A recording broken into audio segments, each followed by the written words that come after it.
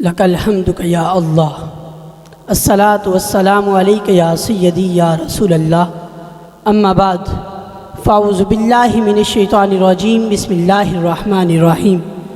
ثانی اثنین اذ ہما فی الغار، صدق اللہ العظیم۔ مسلم ہے محمد سے وفا صدیق اکبر کی، نہیں بھولی ہے زمانے کو ادا صدیق اکبر کی۔ بعد از تحمید و توصیف صاحبان عقل و بینش و یاران عقیدت و محبت، نشست انصاف پہ جلوگر معزز ججز صاحبان، السلام علیکم ورحمۃ اللہ وبرکاتہ۔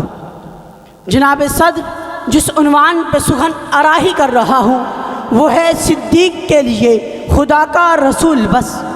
محترم سامعین، میرا عنوان روز روشن کی طرح واضح اور عیاں ہے کہ افضل البشر بعد از انبیاء کے اقوال و افعال، وضاح و قطع، شکل و شباہت، انداز گفتگو، طرز زندگی، طریق معاشرت، عقل و شرب، نشست و برخاست، گفت و شنید، الغرض کے ایک ایک ادا سے یہ صدا آ رہی ہے کہ صدیق کے لیے خدا کا رسول بس۔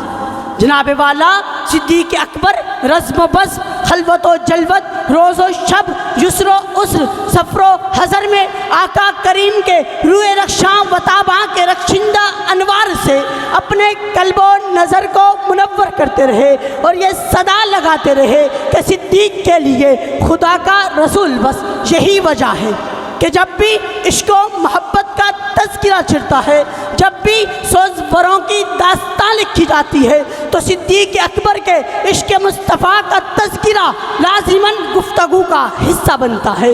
جناب والا روسائے عرب میں شمار ہونے کے باوجود 18 سال کی عمر میں قرابت مصطفیٰ میں متصل ہوئے۔ یہی بامی تعلق اور قرابت کا آغاز تھا جس کے باعث تا دم آخر ایسی قرابت داری قائم ہوئی جس کی نظیر کائنات ہستی میں نہیں ملتی۔ جناب والا، 3 چیزیں بڑی پیاری ہوتی ہیں: جان، مال، اولاد۔ میرا ایمان ہے کہ ان تینوں کو صدیق سے بڑھ کر نبوت پہ کسی نے نثار نہیں کیا۔ جناب والا ہجرت کے موقع پر جان پیش کر کے کہا صدیق کے لیے خدا کا رسول بس۔ غزوہ تبوک کے موقع پر مال پیش کر کے کہا صدیق کے لیے خدا کا رسول بس۔ بدر کے میدان کے حوالے سے بیٹے کے تبصرے کے جواب میں کہا صدیق کے لیے خدا کا رسول بس۔ جناب والا چشم فلک نے وہ منظر بھی دیکھا کہ آغاز اسلام میں صدیق اکبر نے آقا کریم صلی اللہ علیہ وآلہ وسلم سے ادار و اعلان اسلام کے لیے اجازت طلب کی۔ آقا کریم نے اجازت عنایت فرما دی۔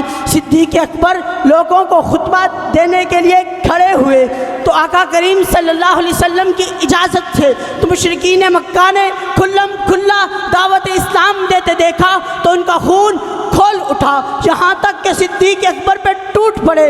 صدیق اکبر زخموں سے چھلنی چھلنی ہو کر بے ہوش ہو گئے۔ قبیلے والے ابو قحافہ کے گھر بدلہ لینے کے لیے منتظر تھے، لیکن صدیق اکبر نے ہوش میں آتے ہی کہا کہ رسول اللہ کیسے ہیں؟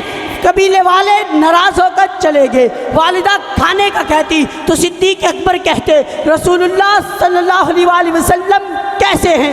جب خبر ملی کہ آقا کریم دار ارقم میں خیریت سے ہیں، اللہ صدیق ساری جہاں کی وفاؤں کو تیری وفا پہ قربان کر دوں، صدیق ساری جہاں کی اداؤں کو تیری ادا پہ قربان کر دوں، صدیق سارے جہاں کی طرف کو تیری طرف پہ قربان کر دوں، سارے جہاں کی دوستیوں کو تیری دوستی پہ قربان کر دوں۔ صدیق اکبر نے فرمایا قسم ہے اس ذات کی جس کے قبضہ قدرت میں میری جان ہے، جب تک بذات خود دیدار مصطفیٰ نہ کر لوں نہ کچھ کھاؤں گا نہ کچھ پیوں گا۔ جب صدیق اکبر در مصطفیٰ پر دیدار مصطفیٰ کے لیے پہنچے، آقا کریم صدیق اکبر کا بوسہ لینے لگے۔ اس وقت بھی صدیق اکبر کی یہی پکار تھی کہ پروانے کو چراغ، بلبل کو پھول بس، یا رسول اللہ صدیق کے لیے خدا کا رسول بس۔